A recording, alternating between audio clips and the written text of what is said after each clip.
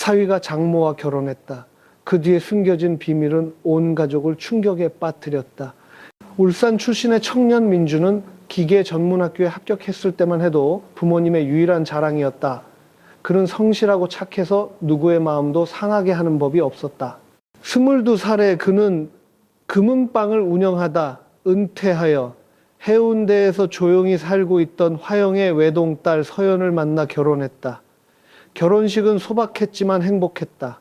누가 보아도 민준의 삶은 평탄할 것 같았다. 하지만 행복은 길지 않았다. 결혼 2년 만에 서연이 심한 심장병을 앓게 된 것이다. 사방으로 치료를 위해 애썼지만 그녀는 결국 24살의 나이에 민준의 품에서 세상을 떠났다. 아내의 죽음은 젊은 그의 가슴에 비수처럼 꽂혔다. 그는 떠나지도 재혼하지도 않고 장모인 화영과 함께 낡은 집에 남아 살기로 했다. 주변에서는 그가 재산을 노린다고 수군거렸지만 민주는 개의치 않았다. 60세가 넘은 화영은 한때 돈지위, 유능한 남편, 착한 딸까지 모든 것을 가졌던 여자였다.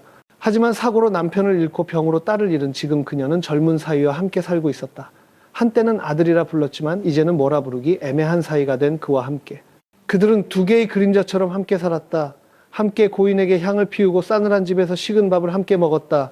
누구도 말을 많이 하지 않았지만 때때로 눈이 마주칠 때면 고통스러우면서도 애틋한 감정이 흘렀다.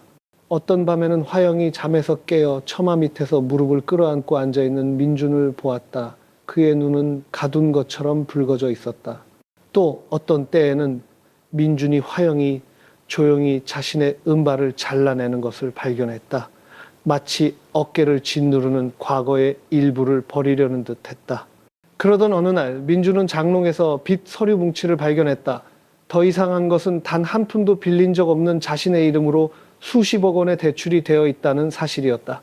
그 순간부터 모든 것이 바뀌기 시작했다. 비밀, 빚, 그리고 화영의 가족이 가진 낡은 기억들이 걷잡을 수 없는 홍수처럼 밀려왔다. 민주는 한낱사 위에서 돈과 명예, 그리고 상상도 못할 험담의 소용돌이에 휘말리게 되었다. 하지만 온 가족을 가장 충격에 빠뜨린 것은 빚이 아니라 25살 청년과 60살 장모 사이의 기이한 관계였다. 상식을 뛰어넘는 그 감정은 그 뒤에 숨겨진 진실을 알게 되면 온 세상이 고개를 숙일 수밖에 없는 것이었다. 그날 부산에는 아침부터 저녁까지 장대비가 쏟아졌다. 민주는 아내가 쓰던 낡은 방을 정리했다. 그는 서연이 살아있을 때처럼 모든 것을 그대로 두었다. 옷 한 벌, 책 한 권, 아내가 화장대에 두고 간 립스틱까지 그는 모든 것을 소중히 닦았다. 마지막 서랍을 열었을 때 민주는 누렇게 변색된 고무줄로 묶인 두툼한 봉투를 발견했다. 봉투를 열자 그는 그 자리에 얼어붙었다. 안에는 자신의 서명이 담긴 은행 서류와 신용계약서가 가득했다. 이름 박민준, 주민등록번호, 주소까지 모두 정확했고 빚은 무려 32억 원에 달했다. 그는 어지러웠다. 민주는 대출을 받은 적도 돈과 관련된 서류에 서명한 기억도 없었다. 머릿속이 혼란스러웠다. 누가 내 이름을 썼을까? 위조인가? 아니면 함정인가? 그날 밤 그는 서류 뭉치를 화영 앞에 내려놓았다. 그림자처럼 깡마른 은발의 여인은 서류를 들여다보았고 그녀의 눈이 순간 흔들렸다. 활시위처럼 팽팽한 침묵이 흘렀다. 내가 서연이 아빠한테 부탁해서 네 이름을 빌렸단다. 그녀의 목소리는 점점 작아졌다. 그때 넌 서연이랑 막 결혼해서 아무것도 몰랐지.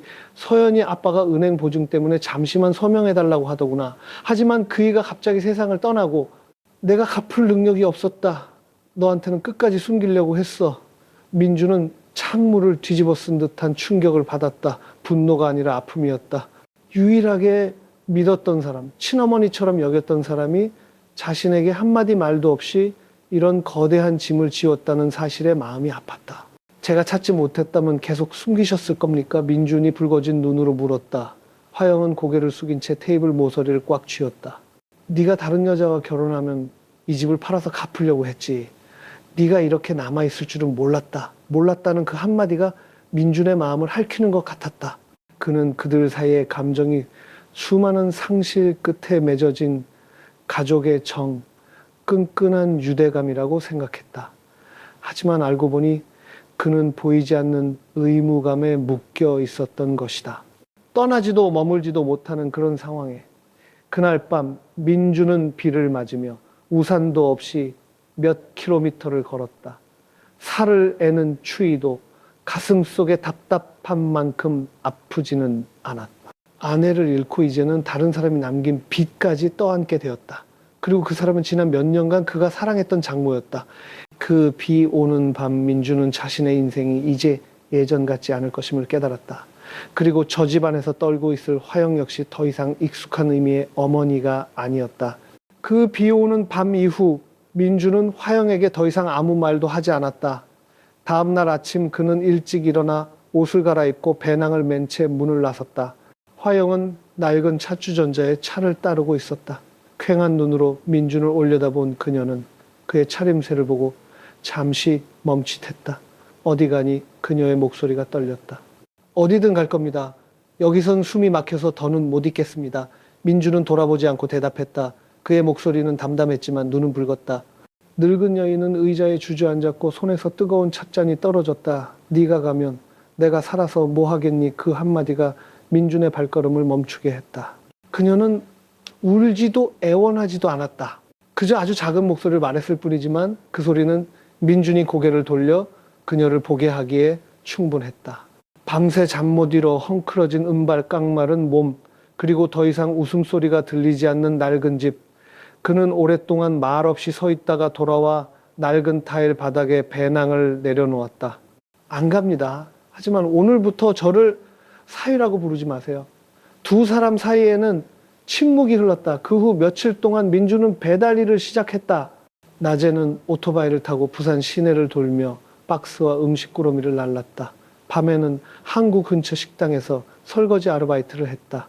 매달 몇백만 원을 모으면 그는 정확히 반으로 나눴다. 절반은 은행 빚을 갚는 데 썼고 나머지 절반은 화영에게 생활비로 주었다. 화영도 변했다. 그녀는 마지막 남은 금반지를 팔아 집 앞에 작은 빵집을 열었다. 매일 아침 그녀는 직접 빵과 샌드위치를 만들어 팔았다. 3월의 햇살 아래 지나가던 누군가가 비꼬 왔다. 그 나이에 돈 벌려고 애쓰네. 사위 보기 창피하지도 않나. 그녀는 그저 웃으며 멀리서 배달 오토바이를 모는 민준을 바라볼 뿐이었다. 도시가 침묵에 잠긴 밤이면 작은 집에 다시 불이 켜졌다. 화영이 과일을 깎으면 민준은 낡은 신발을 닦았다.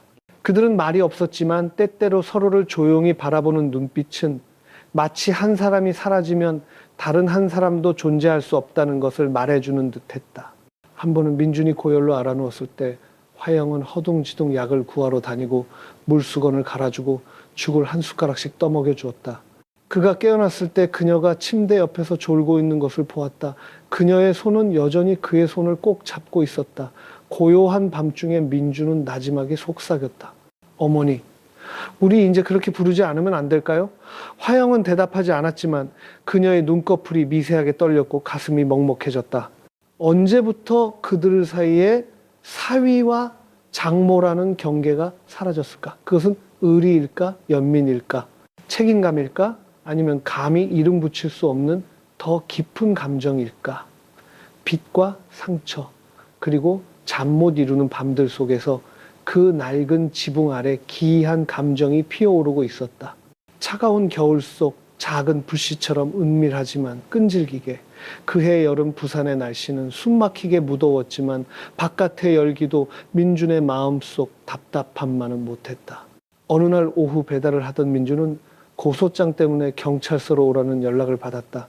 화영의 죽은 남편서 사장의 옛 채권자가 빚의 명의자가 민준이라는 것을 알고는 남은 돈을 갚지 않으면 그의 개인 자산을 압류해달라고 요구한 것이다. 법적 구속력은 약했지만 상대방이 이를 키우면 민준이 법정에 서야 할 수도 있는 서류였다. 그는 고소장을 든 채 손을 떨었다.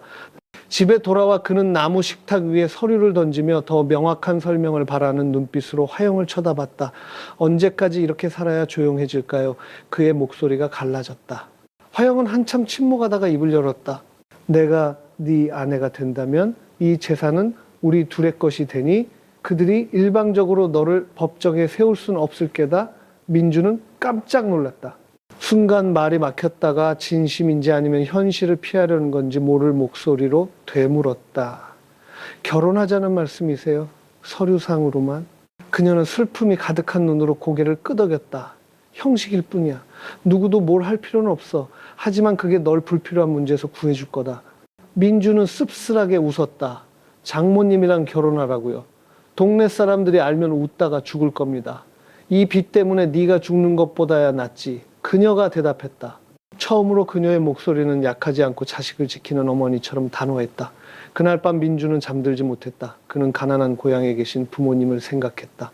착한 아들을 자랑스러워하시던 부모님, 친구들과 이웃들, 항구 도시 사람들이 어떻게 수군거릴지 생각했다. 하지만 그는 또한 화영의 눈빛을 떠올렸다. 자신이 모든 것을 잃었을 때, 가장 힘들었을 때 곁에 있어준 유일한 사람. 비록 빚을 숨긴 적은 있지만 그녀는 결코 자신을 버리지 않은 유일한 사람이었다. 다음 날 아침 초여름 햇살이 집 마루에 비칠 때 민주는 나지막이 말했다. 정 그러시다면 신고하러 가죠. 하지만 그 후에는 저를 더 이상 아들이라고 부르지 마세요. 화영은 떨리는 손으로 출생증명서와 주민등록등본을 집어들었다. 그녀의 손은 차가웠지만 심장은 그 어느 때보다 따뜻했다. 사흘 후 작은 동사무소에서 25세 청년과 60의 은발 여인이 혼인신고서에 조용히 서명했다. 웨딩드레스도 축포도 없었다. 그저 서명과 고갯짓 그리고 이름 붙일 수 없는 시선만이 있었을 뿐이다. 그들은 누구에게도 말하지 않았지만 운명은 이미 새로운 장을 넘기고 있었다. 혼인신고서가 생긴 날부터 집안의 모든 것이 변한 것은 없었지만 예전 같지도 않았다. 화영은 여전히 일찍 일어나 빵을 준비했고 민주는 평소처럼 배달을 다녔다. 하지만 그들의 눈빛 복도에서 서로 스치는 것을 피하는 방식, 그리고 밤에 내쉬는 한숨 속에서 어색함이 조용히 스며들었다. 어느 날 저녁 채소국과 계란 프라이뿐인 식사 후였다. 화영은 설거지를 했고 민주는 낡은 슬리퍼를 닦고 있었다. 아무도 말을 하지 않았고 물 흐르는 소리가 너무 긴 침묵을 메우는 듯했다. 민주는 잠시 그녀를 바라보다 입을 열었다. 사람들이 알면 저를 미쳤다고 욕하겠죠. 화영은 잠시 침묵하다 대답했다. 후회되면 내가 동사무소 가서 취소해달라고 할게. 민주는 씁쓸하게 웃으며 고개를 저었다. 아니요, 그냥 이상해서요. 뭐가 이상한데? 예전엔 어머니라고 불렀는데 이젠 뭐라고 불러야 할지 모르겠습니다. 화영은 멈춰섰다. 물은 계속 흘렀지만 그녀의 손은 굳어 있었다. 마침내 그녀는 부드럽게 말했다. 아무것도 부를 필요 없다. 그냥 조용히 지내는 게 더 살기 편할 게다. 그날 밤 민주는 뒤척였다. 어둠 속에서 그는 옆방 화영의 뒤척이는 소리를 똑똑히 들을 수 있었다. 그들은 벽 하나를 사이에 둔 방에 머물렀고 문은 항상 살짝 열려 있었다. 그것은 우리는 진짜 부부가 아니다. 그저 풍파를 함께 견디는 두 사람일 뿐이라는 암묵적인 합의 같았다. 하지만 함께 살수록 민준의 마음은 복잡해졌다. 화영은 더 이상 예전의 장모가 아니었다. 그녀는 그가 모든 것을 잃었을 때 곁에 있어준 사람, 아내를 대신해 아플 때 간호해준 사람, 아무런 요구 없이 가족의 빚을 짊어진 사람이었다. 비 오는 밤이면 그녀는 조용히 이불을 덮어주었고 맑은 날 오후면 그의 적은 월급을 알기에 몰래 지갑에 돈을 넣어주었다. 민주는 자신의 감정이 두려워지기 시작했다. 그는 자신이 그녀를 어머니로서 연민하는 것인지 아니면 한 여자로서 사랑하는 것인지 자문했다. 그는 답을 알고 있었지만 감히 입 밖으로 내지 못했다. 말했다가는 이 세상에 남은 마지막 한 사람마저 잃을 것 같았기 때문이다. 어느 날 민주는 늦게 집에 돌아왔다. 온몸에 기계 기름이 묻어 있었다. 그는 지쳐서 의자에 털썩 주저앉았는데 식탁 위에 따뜻한 죽 한 그릇과 깻잎채 그리고 소금에 절인 계란이 놓여 있었다. 화영이 방에서 나와 따뜻한 수건을 들고 말했다. 가만히 있어. 내가 얼굴 닦아줄게. 민주는 그녀의 손을 잡고 불쑥 말했다. 이제 저를 아들이라고 부르지 않으셨으면 좋겠습니다. 우리가 혼인 신고서에 서명한 순간부터 저는 더 이상 당신의 아들이 아니었어요. 화영은 얼어붙었다. 그녀의 얼굴은 창백해졌지만 눈에는 눈물이 고였다. 두려움이나 부끄러움 때문이 아니었다. 그 순간 두 사람이 몇 달 동안 애써 숨겨왔던 감정을 더 이상 숨길 수 없다는 것을 알았기 때문이었다. 민준의 그 말 이후 작은 집의 공기는 얼어붙는 듯했다.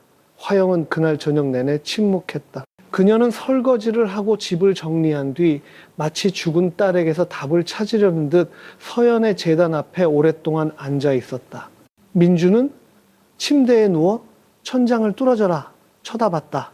그는 그 말을 한 것을 후회하지 않았지만 두려웠다. 그녀가 자신을 밀어낼까봐 영원히 침묵을 선택하고 또다시 한 사람을 잃게 될까봐 두려웠다. 다음날 아침 해운대의 하늘은 사람의 마음처럼 흐렸다. 화영은 평소보다 일찍 일어났다. 그녀는 짙은 녹색 벨벳 한복을 입고 있었다. 특별한 날에만 입던 오랫동안 입지 않았던 옷이었다. 머리는 단정하게 쪽을 젓고 얼굴에는 옅은 분홍빛 화장을 했다. 그녀는 작은 수첩을 탁자 위에 놓고 민준에게 말했다. 제가 당신에게 할 말이 있어요. 민준은 의자에 앉아 조용히 고개를 끄덕였다. 그녀는 수첩을 그에게 밀었다. 이건 모든 서류 빚 재산 목록이에요. 약속대로 이제 우리는 법적인 부부죠. 만약 여기서 멈추고 싶다면 내가 구청에 가서 혼인을 무효로 할게요. 누구도 서로를 탓하지 않을 거예요. 하지만 만약 당신이 여전히 나를 가족으로 부르고 싶다면. 그녀는 말을 잇지 못했고 눈에는 눈물이 가득했다. 그렇다면 더 이상 이런 어중간한 상태로 하루도 살게 하지 말아주세요. 민주는 그녀의 손을 잡았다. 처음으로 그는 인생에서 가장 소중한 것을 잡듯 꽉 잡았다. 저는 좋은 사람이 아닙니다. 하지만 당신만큼 누군가를 사랑해 본 적이 없습니다. 잠시 침묵이 흐른 뒤 두 사람은 울음을 터뜨렸다. 흐느끼는 울음이 아니라 그동안의 고뇌와 고통, 잠 못 이루던 밤들을 모두 씻어내듯 조용히 흐르는 눈물이었다. 그날 밤 민주는 화영의 방으로 옮겨갔다. 그들은 선을 넘는 어떤 행동도 하지 않았다. 그저 나란히 누워 낡은 양철 지붕 위로 떨어지는 빗소리를 들었다. 민주는 그녀의 손 위에 자신의 손을 얹었고 그녀는 그의 어깨에 살며시 머리를 기댔다. 말도 설명도 필요 없었다. 그저 더 이상 혼자가 아니라는 사실만으로 충분했다. 그날부터 그들은 진짜 부부처럼 살았다. 나이 차이에도 세상의 손가락질에도 불구하고 그들은 조용히 서로의 곁을 지켰다. 민준이 퇴근하면 문 앞에서 기다리는 사람이 있었고 화영이 빵을 팔면 데리러 오는 사람이 있었다. 동네 사람들은 수군거리기 시작했다. 욕하는 사람도 험담하는 사람도 있었지만 고개를 끄덕이는 사람도 있었다. 요즘 젊은 부부들보다 낫네. 서로 진심으로 아끼는 줄도 모르고 사는 것들보다. 민준과 화영은 변명하지 않았다. 그들이 가진 것이 임시 방편이 아니라 상실과 희생 그리고 용서를 거친 사랑이라는 것을 알았기 때문이다. 아무도 감히 이름 붙이지 못하지만 존중받을 가치가 있는 사랑이었다. 민준과 화영의 조용한 사랑은 그렇게 소란스럽거나 감상적이지 않게 자라났다. 그저 더 풍족해진 식사, 하루의 끝에 서로를 보며 느끼는 감사함, 아침을 굶어가며 민준에게 사준 새 옷 같은 것들이었다. 하지만 어느 가을 아침 한 불청객이 나타나 그 평화를 깨뜨렸다. 화영의 죽은 남편의 여동생인 경숙이었다. 그녀는 친척을 만나러 서울에서 내려왔다가 집 때문에 들어서자마자 굳어버렸다. 민준아 아직 여기 있었니? 그런데 왜 형님이랑 같이 있는 거야? 서연이 죽었다는 연락도 안 하고. 그 말은 두 사람의 심장에 똑바로 날아와 밝히는 화살 같았다. 경숙은 바보가 아니었다. 민준이 차를 따를 때 화영의 어깨에 손을 얹는 모습, 화영이 민준의 밥그릇에 따로 밥을 퍼주는 모습을 한번 훑어보는 것만으로 모든 것을 이해했다. 설마 두 사람 부부처럼 사는 건 아니겠지. 화영은 고개를 들고 태연하게 부인하지 않았다. 민준은 고개를 숙인 채 두 손을 꽉 쥐었다. 부끄러우면서도 분했다. 경숙은 벌떡 일어나 목소리를 높였다. 세상에, 형님 미쳤어요. 걔는 형님 사위예요. 형님을 엄마라고 불렀던 애라고요. 그건 옛날 일이지. 화영이 나지막이 대답했다. 이제는 내 남편이야. 법적으로 서류상으로도. 경숙은 충격에 빠졌다가 분노하며 떠났다. 이 집안 망신 다 시키네. 가만 안 둘 거야. 라는 위협을 남긴 채. 그날 이후 소문은 마른 풀에 붙은 불처럼 빠르게 퍼져나갔다. 이웃들의 수군거림은 더 커졌고 몇몇은 그들을 피했다. 오랜 지인들도 연락을 끊었다. 민주는 화영에게 집을 팔고 다른 곳으로 이사 가자고 권했지만 그녀는 고개를 저었다. 도망치는 거는 방법이 아니야. 우리가 떳떳하게 산다면 다른 사람 시선은 두려워할 필요 없어. 입으로는 그렇게 말했지만 밤이 되면 그녀는 민준이 잠들었다고 생각할 때 몰래 눈물을 닦았다. 민준은 밤을 새우며 과거와 죽은 아내 서연을 생각했다. 그는 자신이 고인을 배신하고 있는 것은 아닌지 자문하기 시작했다. 그 질문이 매일 그를 괴롭혔다. 어느 날 저녁 민준은 자신과 서연의 낡은 결혼사진 액자를 꺼내 먼지를 닦았다. 화영이 뒤에 서서 조용히 지켜보다가 입을 열었다. 서연이가 살아있었다면 네가 계속 이렇게 괴로워하는 걸 원치 않았을 거야. 민준은 돌아보며 조용히 물었다. 어머니는 이게 잘못됐다고 생각하신 적 없으세요? 화영은 슬프게 웃었다. 있지 아주 여러 번. 하지만 옳게 살아도 행복하지 않다면 그게 무슨 의미가 있겠니? 그 말에 민주는 할 말을 잃었다. 그는 이 사랑이 나이 때문에 틀린 것도 편견 때문에 어긋난 것도 아니라는 것을 깨달았다. 단지 이미 한 번의 인생을 잃은 뒤에 찾아왔기 때문에 잘못된 것처럼 보일 뿐이었다. 그리고 그는 만약 자신이 계속 갈등한다면 언젠가 화영도 그가 사랑했던 모든 사람들처럼 떠나버릴까봐 두려웠다. 10월 해운대의 작은 골목마다 찬 기운이 스며들기 시작했다. 낡은 집에서 민주는 죽은 아내 서연의 3주기 제사상을 차리고 있었다. 매년 그녀의 기일은 가족들이 모이는 날이었다. 많든 적든 몇몇 친척이 와서 향을 피웠지만 올해는 달랐다. 민준과 화영의 부도덕한 관계에 대한 소문이 동네에 퍼지자 오기로 약속했던 사람들은 나타나지 않았고 친했던 이들은 바쁘다는 핑계로 문자를 보냈다. 서연의 절친들조차 핑계를 대고 피했다. 민주는 텅 빈 제사상 옆에 앉아 눈이 붉어졌다. 그는 술을 따르며 마음속으로 고인의 이름을 불렀다. 서연아, 미안해. 하지만 내 그림자만 붙들고 영원히 살 수는 없었어. 화영은 검은 한복을 입고 부엌 문가에 서서 딸의 제사상을 바라봤다. 그녀의 눈에는 죄책감이 가득했다.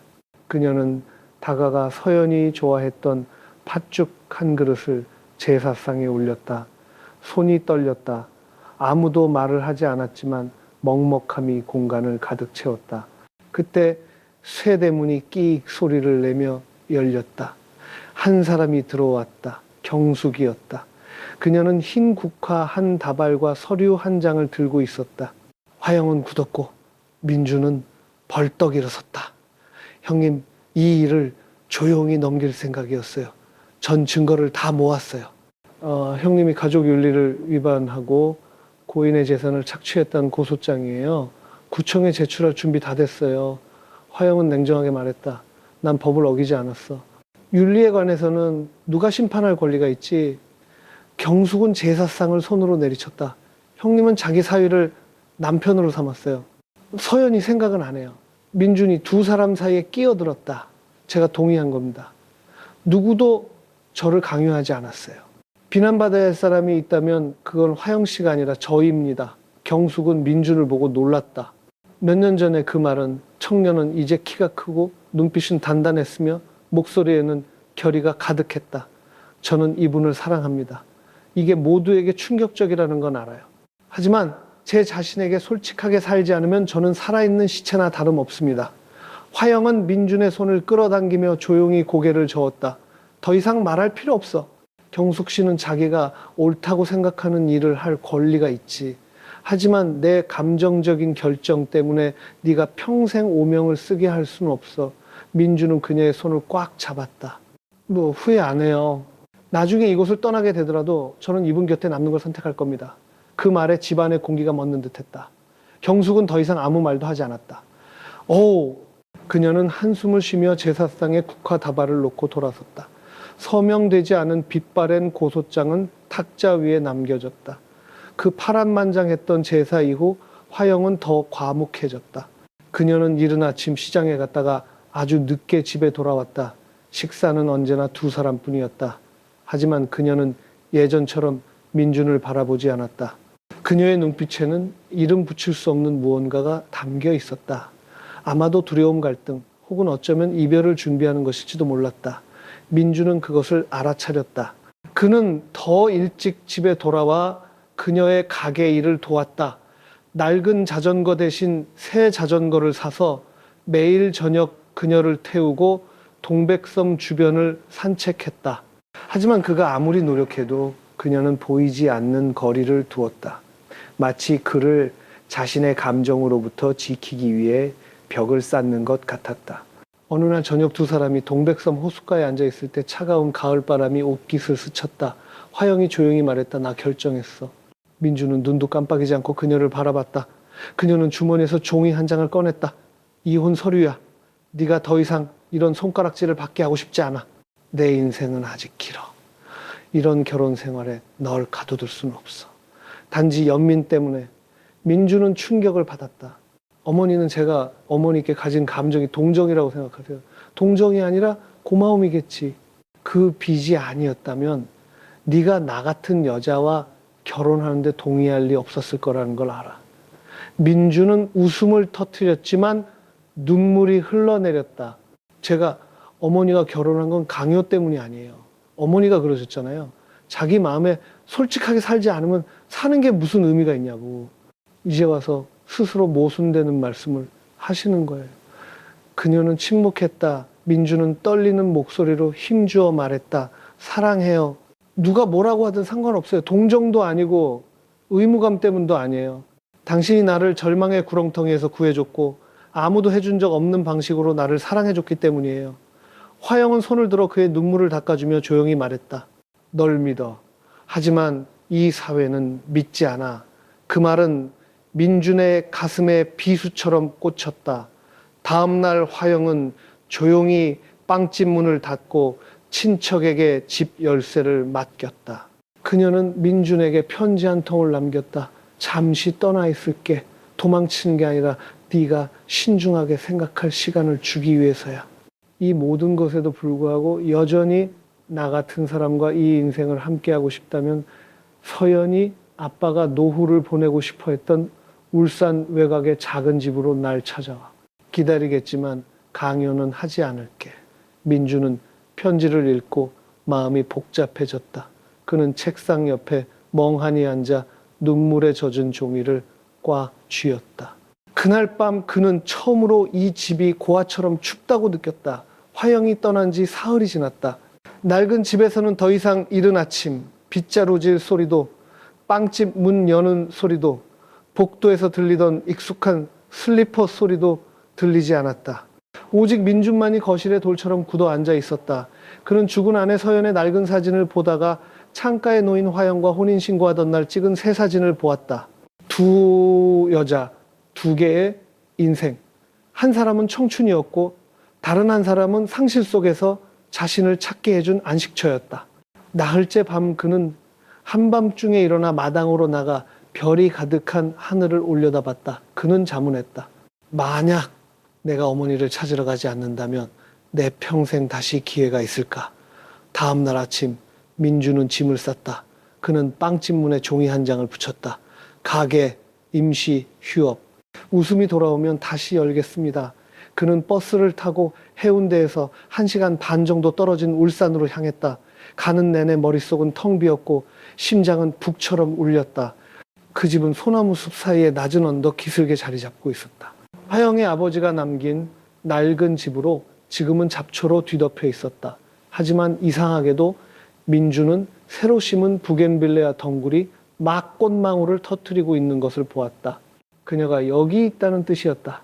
그는 문으로 들어섰다.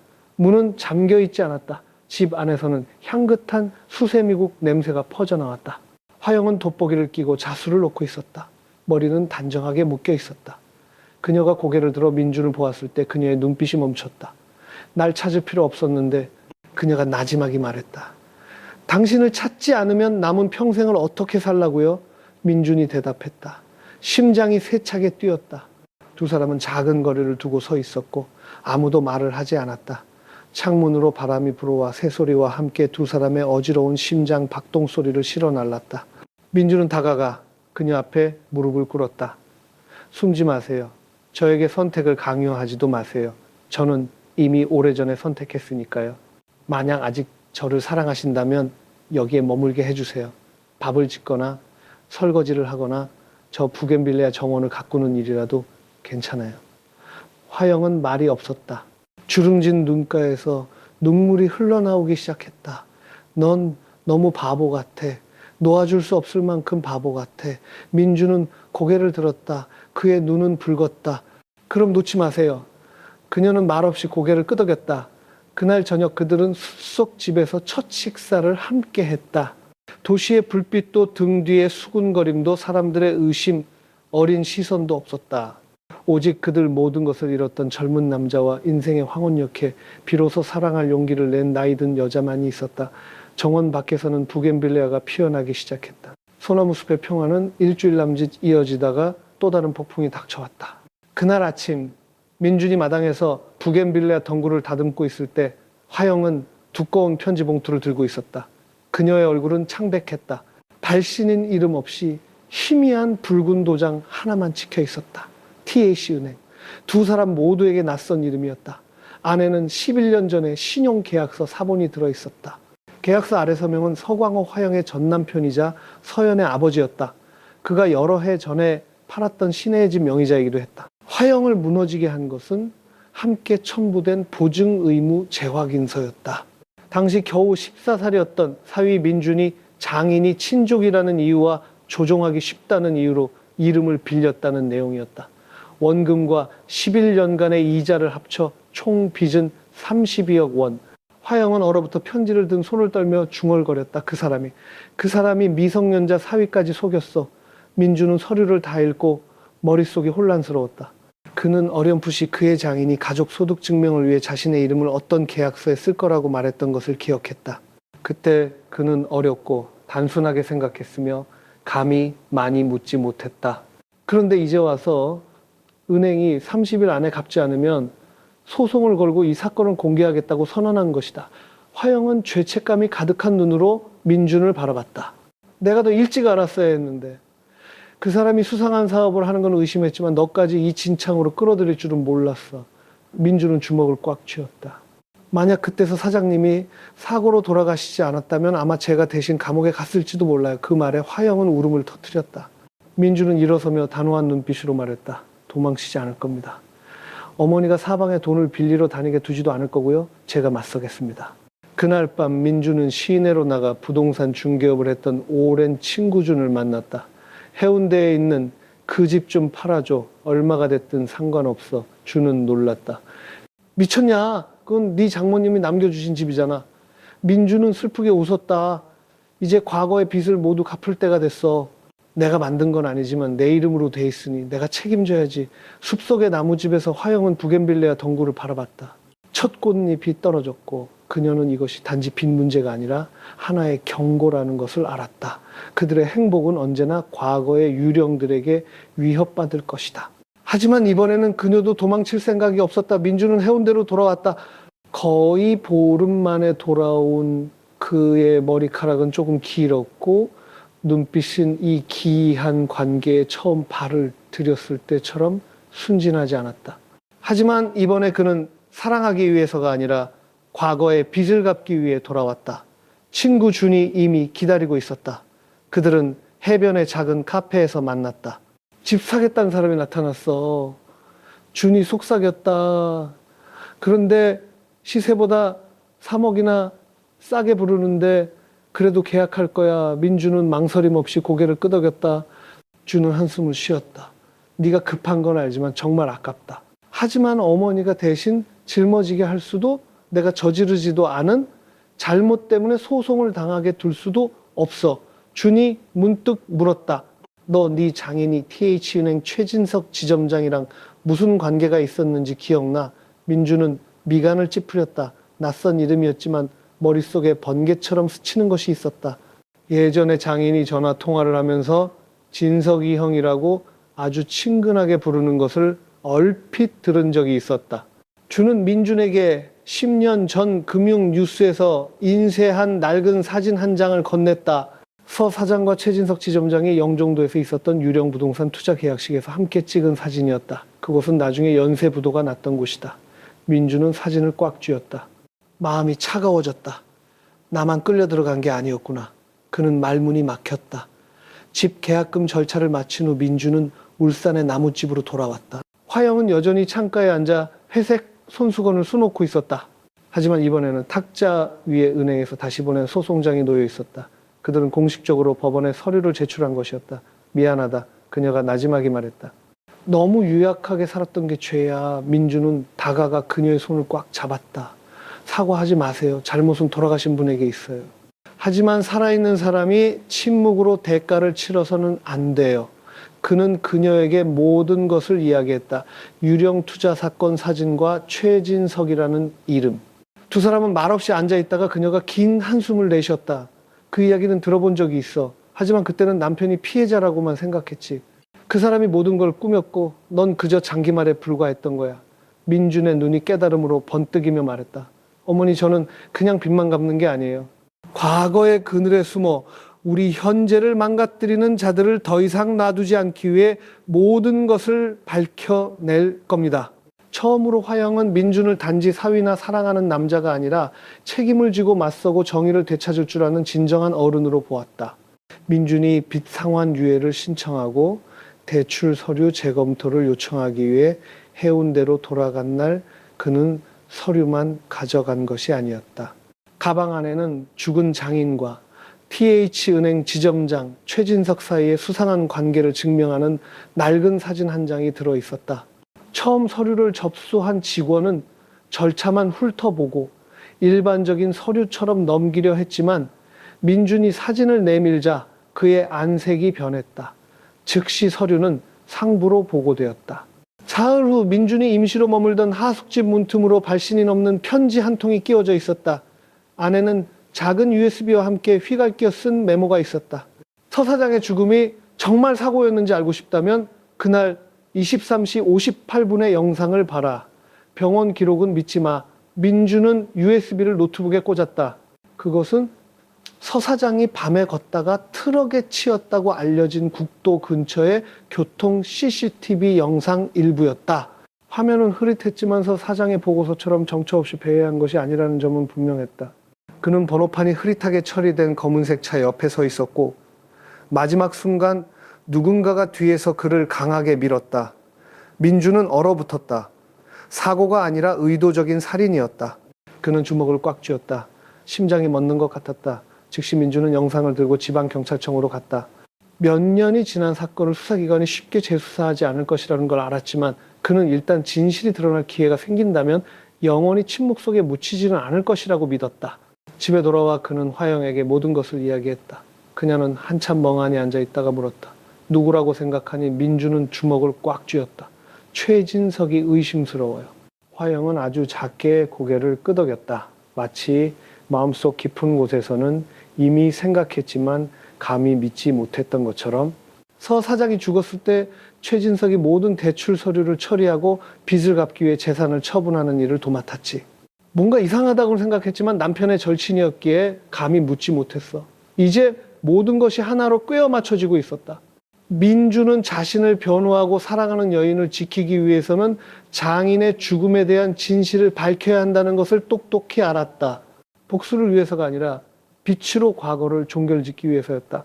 그날 밤 그는 몇 달 만에 처음으로 나무집 처마 밑에서 화영의 손을 잡았다. 약속의 말 대신 단 한마디만 했다. 끝까지 갈 겁니다. 경찰에 영상을 제출한 지 사흘이 지나도 민주는 아무런 연락을 받지 못했다. 마음속에 불길한 예감이 싹 텄다. 이런 침묵은 보통 보이지 않는 세력의 개입이 있을 때 나타나는 현상이었다. 민주는 더 이상 기다리지 않기로 했다. 그는 중고차 업계에서 일하며 검사소와 인맥이 있는 친구 준에게 다시 찾아갔다. 이 차 번호판 좀 추적해줘. 민주는 영상에서 캡처한 사진을 내밀었다. 흐릿했지만 준은 몇 번 자세히 들여다본 후 고개를 끄덕였다. 이거 캠리 14A 번호판인데 끝자리가 너무 흐리네. 일단 사진 선명하게 하는 사람한테 맡겨볼게.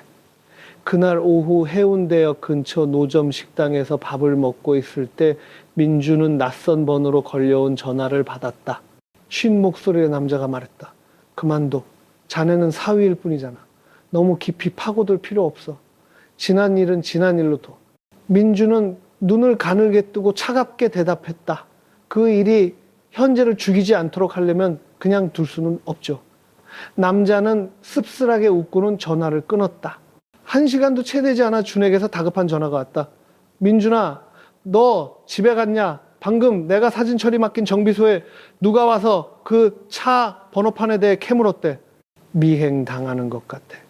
그날 밤 민준은 아무에게도 알리지 않고 하숙집을 떠나 울산의 나무집으로 거처를 옮겼다. 화영은 갑자기 나타난 그를 보고 걱정스러운 눈빛으로 물었다. 무슨 일 있었지? 민준은 고개를 끄덕였다. 그는 모든 것을 이야기했다. 익명의 전화 미행, 그리고 누군가 증거를 없애려 한다는 의심까지. 어머니, 만약 최진석이 정말 관련이 있다면 그는 돈만 사기친 게 아니라 사람을 죽였을 수도 있어요. 화영은 얼어붙었다. 그녀의 늙은 눈은 당혹감과 떨림을 감추지 못했지만 잠시 침묵한 후 그녀는 일어나 안방으로 들어갔다가 나왔다. 그녀의 손에는 천 가방에 쌓인 낡은 서류 뭉치가 들려 있었다. 이건 내가 보관해온 서 사장과 최진석의 투자 관련 서류 전부야. 자필 각서랑 가짜 명의로 된 재산 목록도 있어. 보복이 두려워서 제출하지 못했지. 하지만 이제 네가 끝까지 갈 용기가 있다면 나도 더 이상 숨지 않을 거야. 민주는 서류 뭉치를 열었다. 그 안에는 낯선 사람 명의로 된 부동산 목록이 있었다. 그중 하나가 바로 캠리 14A 차량이었고 현재 명의자는 최진석의 옛 개인 운전기사였던 김용철이었다. 김용철이라는 이름은 마지막 퍼즐 조각처럼 들어맞았다. 찾았다. 민준이 속삭였다. 그날 밤 민준은 모든 서류를 다시 정리하며 시간 순서대로 표시했다. 이 조사는 더 이상 단순히 정의를 찾는 한 사위의 일이 아니었다. 그것은 명예와 사랑 그리고 외면할 수 없는 과거를 위한 전쟁이 되었다. 잠들기 전 민주는 화영을 돌아보며 부드럽게 그녀의 손을 잡았다. 어머니, 안심하세요. 그분이 억울하게 돌아가시게 두지 않을 거고 어머니가 더 이상 어둠 속에서 하루도 살게 하지 않을 거예요. 정원에서는 부겐빌레아 꽃잎 몇 장이 또 떨어졌지만 바람의 방향은 이미 바뀌고 있었다. 김용철 10년 넘게 시간의 먼지에 덮여있던 이름이 이제 핵심 인물이 되었다. 화영이 제공한 낡은 서류에 따르면 용철은 최진석의 개인 운전기사였고 서 사장의 사고 영상에 등장한 차량의 명의자이기도 했다. 민주는 그의 흔적을 찾아 나섰다. 자동차 검사소에서 일하는 옛 친구 덕분에 그는 용철이 마지막으로 신고했던 주소를 알아냈다. 부산 영도구의 강변 작은 마을이었다. 그곳은 이끼로 뒤덮인 낡은 단층 집이었다. 문은 굳게 닫혀 있었지만 이웃들은 김용철 씨가 아직 살아있다고 말했다. 적어도 몇 달 전까지는 밤늦게 오토바이를 타고 돌아오는 것을 봤다고 했다. 민주는 아침부터 해 진려까지 기다렸다. 차갑고 축축한 강바람이 그의 마음에 인내심과 초조함을 불어넣었다. 정확히 17시 20분 50대 초반의 말은 남자가 야구 모자를 쓰고 색바랜 점퍼를 입은 채 대문 앞에 오토바이를 세웠다. 그의 얼굴은 수척했고 눈은 계속해서 주위를 살폈다. 민주는 다가가 단도직입적으로 말했다. 김용철 씨 맞으시죠? 남자는 깜짝 놀라 오토바이를 돌려 도망치려 했지만 민준이 핸들을 잡았다. 저는 민준입니다. 서 사장님 사위입니다. 11년 전 일 아직 기억하시죠? 용철은 입을 다물었다. 민준은 담담한 목소리로 말을 이었다. 아저씨가 살인자는 아니지만 계속 침묵하시면 배후에 있는 사람은 영원히 안전할 겁니다. 용철은 민준의 눈을 뚫어져라 쳐다보았다. 잠시 후 그는 무겁게 한숨을 내쉬며 민준을 안으로 들였다. 아는 곰팡 내에 나는 허름한 방이었다. 용철은 물을 따랐지만 손이 눈에 띄게 떨렸다. 나는 서 사장님을 죽일 의도가 없었어. 민준은 가볍게 고개를 끄덕였다. 그럼 차 뒷좌석에 앉아있던 사람은 누구였나요? 용철은 찻잔을 꽉 쥐었다. 최 사장 그 사람이 서 사장님을 불러내서 이야기하자고 했어. 나는 차에서 내리지 못하고 그냥 기다렸지. 그런데 서 사장님이 밖으로 나왔을 때 두 사람이 말다툼을 하는 것 같았어. 그러다 최 사장이 서 사장님을 아주 세게 밀었지. 민주는 미간을 찌푸렸다. 직접 보셨나요? 용철은 고개를 끄덕였다. 하지만 그 직후에 나는 해고당했고 약간의 보상금과 함께 협박을 받았어. 입을 열면 가족이 무사하지 못할 거라고. 민주는 말이 없었다. 그럼 지금 증인으로 나서 주실 수 있나요? 용철은 그를 보았다. 그의 눈에는 갈등이 가득했다. 그러다 그는 나지막이 말했다. 누가 내 가족을 지켜준다면 나서겠소. 너무 오랫동안 죄책감에 시달리며 살았소. 민주는 용철의 손을 잡고 단호하게 말했다. 제가 아저씨를 지켜드리겠습니다. 죄를 저지른 자가 아니라면 누구도 어둠 속에서 살아서는 안 되니까요. 그날 밤 민주는 초조함과 희망을 안고 집으로 돌아왔다. 몇 달 만에 처음으로 정의의 빛이 제대로 된 곳을 비추었고, 그는 이제부터 이 싸움이 단순히 돈 문제가 아니라 가족의 모든 비극을 연출했던 자와의 공개적인 전쟁이 될 것임을 알았다.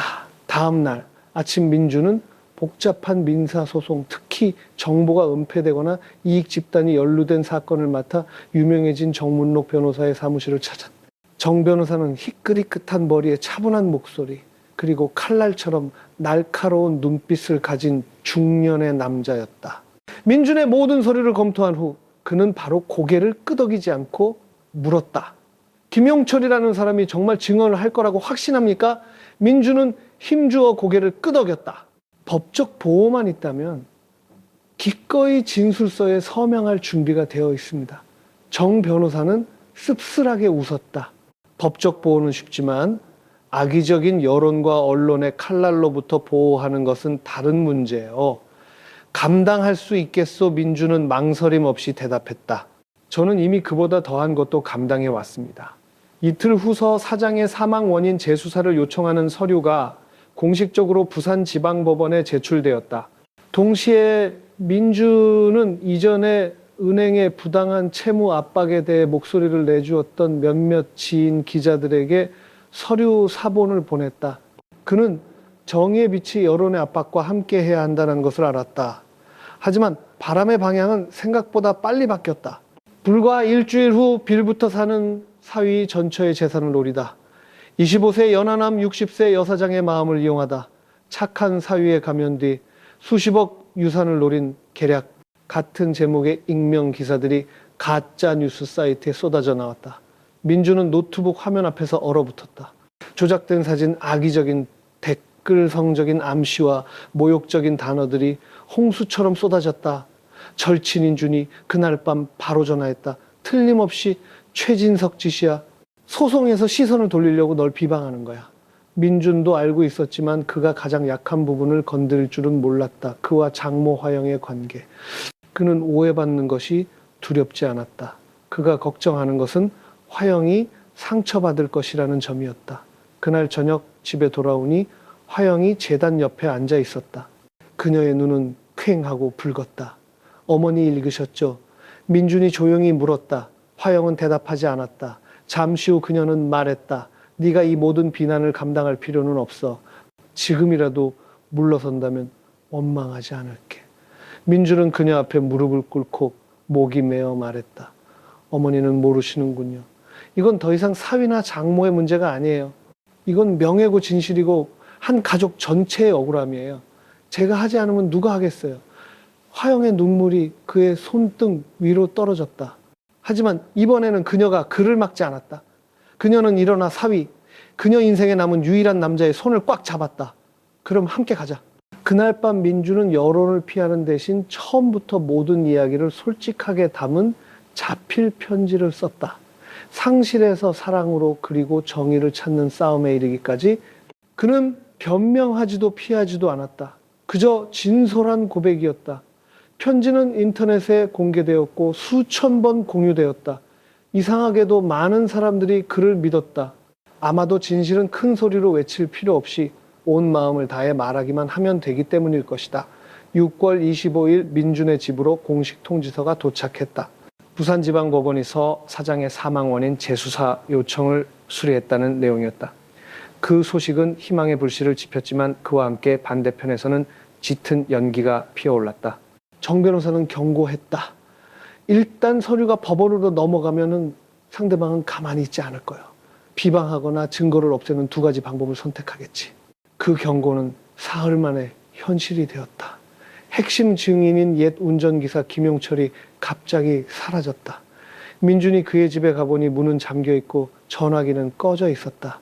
이웃들은 용철 씨가 전날 밤 어머니가 아프시다며 고향에 간다고 떠났다고만 알았다.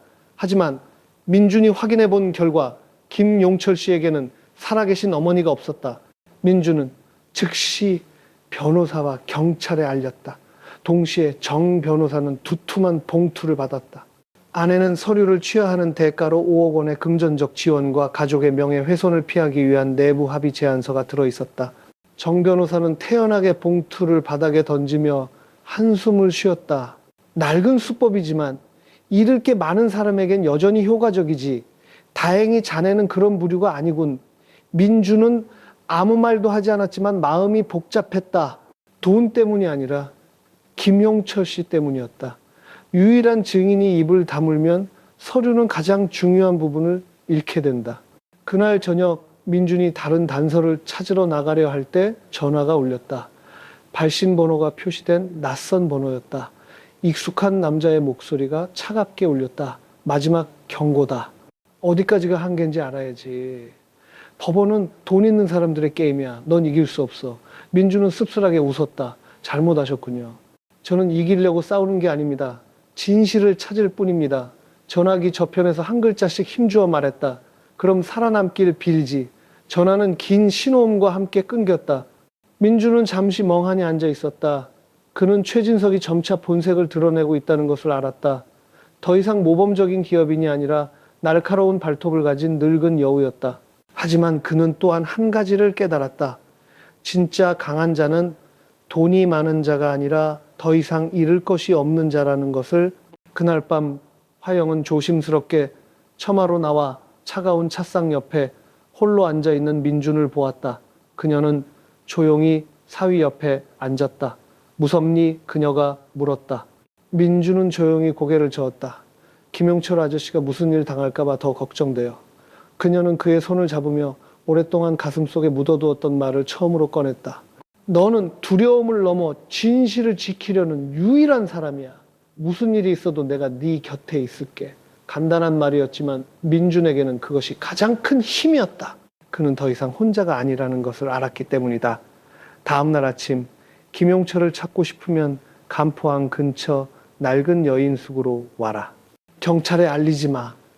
라는 익명의 문자가 민준의 휴대폰으로 도착했다. 민준은 메시지를 보며 심장이 세차게 뛰었다. 아마도 싸움이 결정적인 국면으로 접어들고 있는 것 같았다. 익명의 문자는 민준의 불안에 불을 지폈다. 그는 오랫동안 생각했다. 사실일 수도 있지만 함정일 수도 있었다. 하지만 만약 사실이라면, 만약 김용철 씨가 감금되어 이런 방식으로 도움을 요청하는 것이라면 그는 외면할 수 없었다. 그날 밤 11시 민준은 홀로 간포항 근처의 낡은 여인숙으로 향했다. 한때 가난한 노동자들의 임시거처였던 그곳은 이제 몇 채만 사람이 살고 있었다. 썩어가는 건물들과 밤안개 속 희미한 가로등 불빛이 모든 것을 차갑고 음산하게 만들었다. 민준은 100m 떨어진 곳에 차를 세우고 눈에 띄지 않게 걸어 들어갔다. 그는 녹음 모드를 켜둔 휴대폰과 만약을 대비해 작은 칼을 점퍼 주머니에 넣고 있었다. 6호실 문 앞에서 그는 멈췄다. 문틈으로 희미한 빛이 새어나왔다. 민준은 문자 지시대로 문을 3번 가볍게 두드렸다. 아무도 대답하지 않았지만 문이 살짝 열렸다. 그가 가볍게 밀자 방은 텅 비어있고 어두웠다.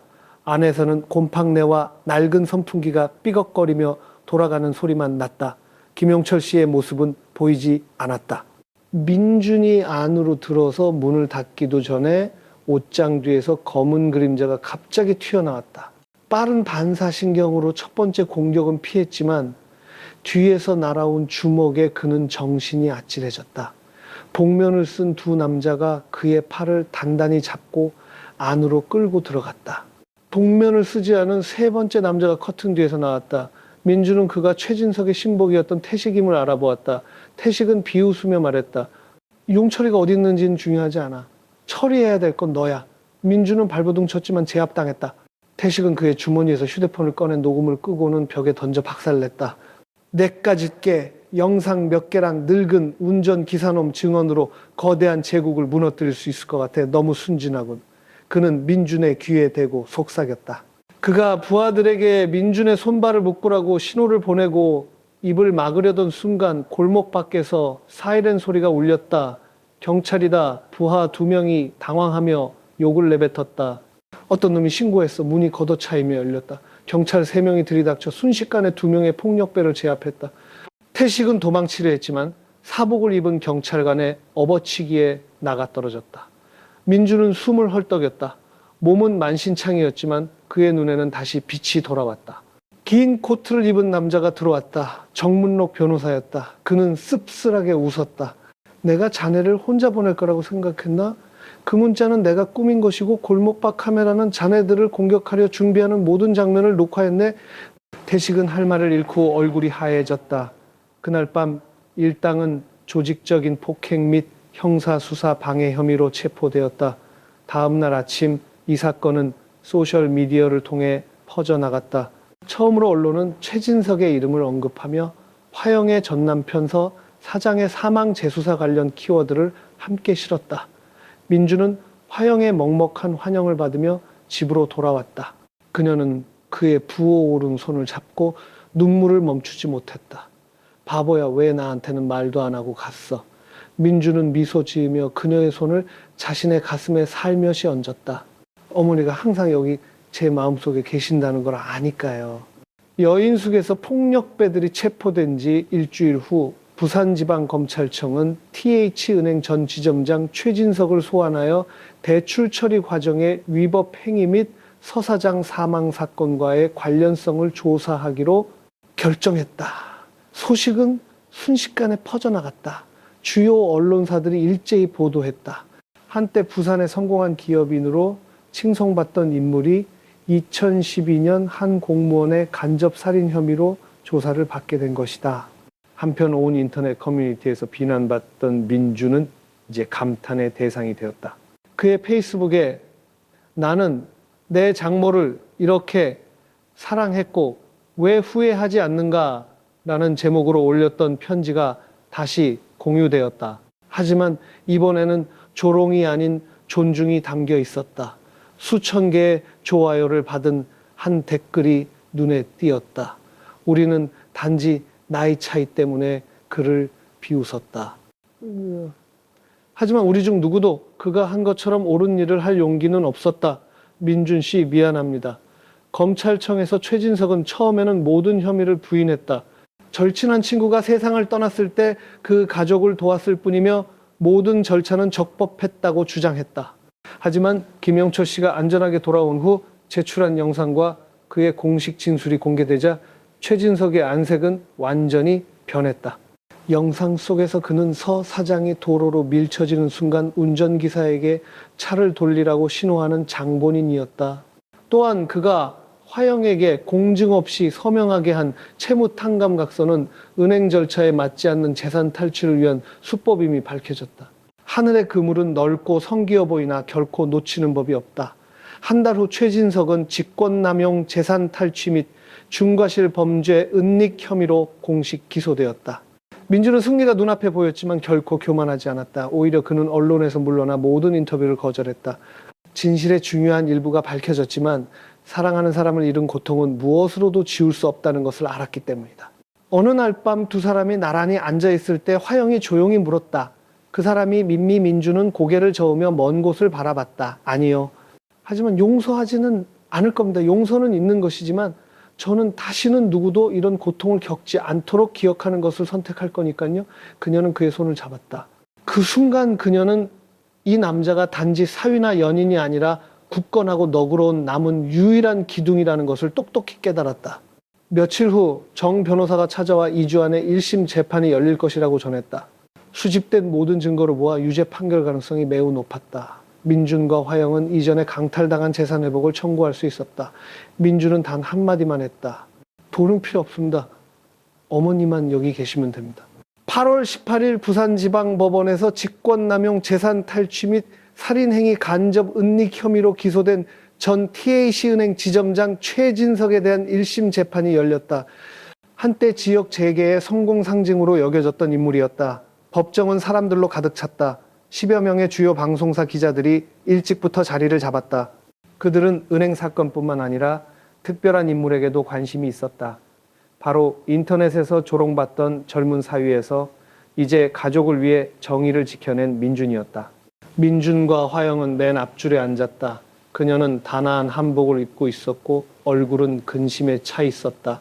민준은 어머니의 옷깃을 바로잡아주며 안심시키려는 듯 그녀의 손을 가볍게 쥐었다. 그들은 더 이상 다른 사람들의 시선을 피하지 않았다. 진실이 그들에게 고개를 들 권리를 주었기 때문이다. 재판은 거의 6시간 동안 이어졌다. 검찰은 수많은 증거를 제시했다.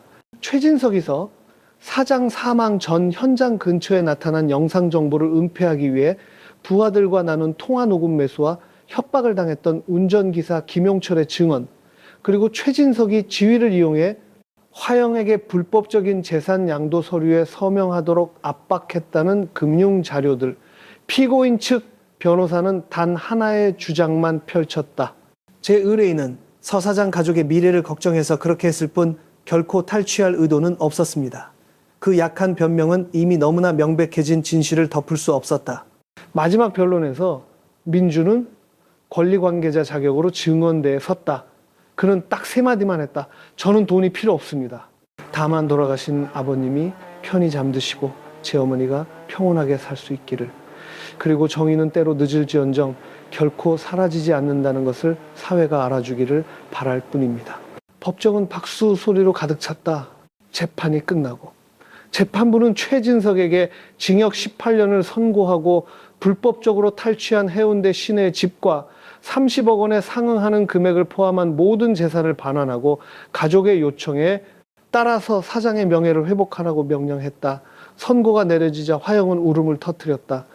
통쾌해서가 아니라 억울함 속에서 살아온 5년의 세월 끝에 마침내 과거의 한 장이 정의의 빛으로 닫혔기 때문이었다. 그날 오후 두 사람이 집으로 돌아오자 이웃 몇몇이 기다리고 있었다. 한 중년 여성이 머뭇거리며 다가왔다. 미안해요. 지난번에 두 사람에 대해 안 좋은 말을 해서 이제야 민주 씨가 누구라도 존경할 만한 남자라는 걸 알았어요. 다른 사람이 말을 이었다. 민준이는 그냥 사이가 아니라 진짜 가장이야.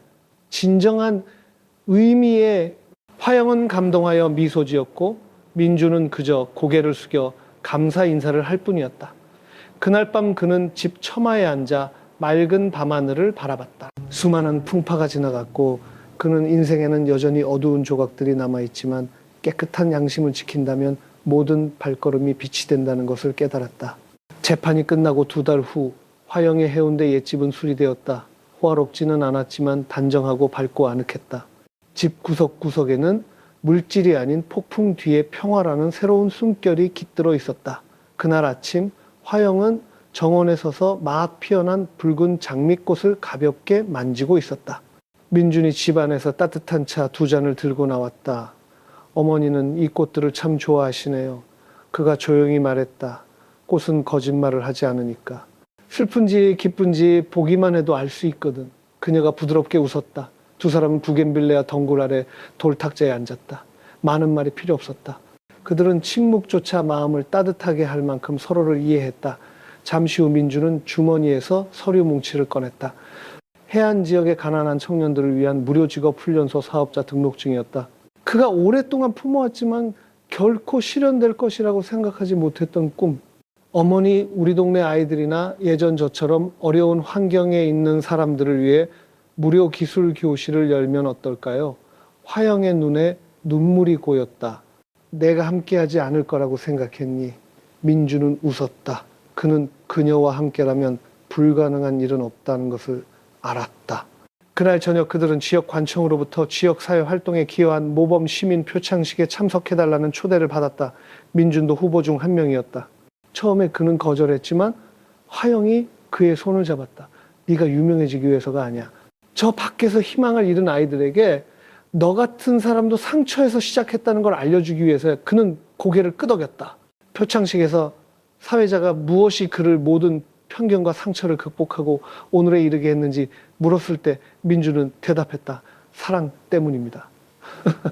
한때 제 장모였던 분, 온 세상이 외면했을 때 저를 버리지 않은 유일한 사람을 사랑했기 때문입니다. 그리고 그 사랑은 진짜였기에 저는 부끄럽지 않습니다. 객석은 박수갈채로 가득 찼다. 더 이상 편견 어린 시선은 없었다. 오직 감탄과 감동만 있었다. 몇 달 후 민준과 화영은 작은 기념식을 열었다. 결혼식이 아니라 한때 장모와 사위였던 두 사람이 이제 인생의 동반자로 함께하기로 한 것을 기념하는 자리였다. 명칭도 누구의 인정도 필요 없었다. 그들은 그저 서로를 바라보며 여기가 바로 집이라는 것을 알기만 하면 되었다. 그해 마지막 밤 부산의 하늘 위로 불꽃이 화려하게 터졌다. 화영은 민준의 어깨에 머리를 기대고 바람처럼 작은 목소리로 말했다. 내 인생은 여기서 끝이라고 생각했어. 하지만 네가 나에게 또 다른 인생을 주었어. 60세 여자의 인생이 아니라 사랑으로 다시 살게 된 사람의 인생을 민준은 그녀의 손을 꽉 잡았다. 그리고 저는 마침내 알게 됐어요. 어떤 상실은 끝이 아니라 올바른 것을 위한 시작이라는 것을요.